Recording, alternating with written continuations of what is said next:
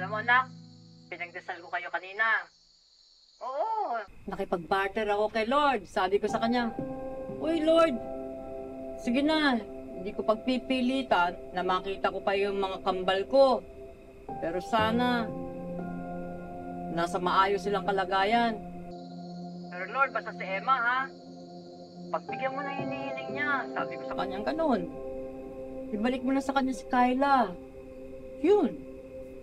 Ay, salamat po. Sabay po nating ipagdasal na makita yung mga anak natin. Kasi gusto ko rin po makita yung mga kapatid ko. Labo na yun anak eh.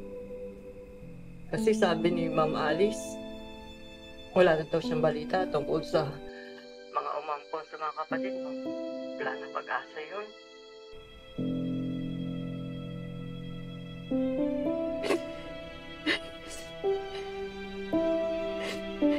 Naitahan na po.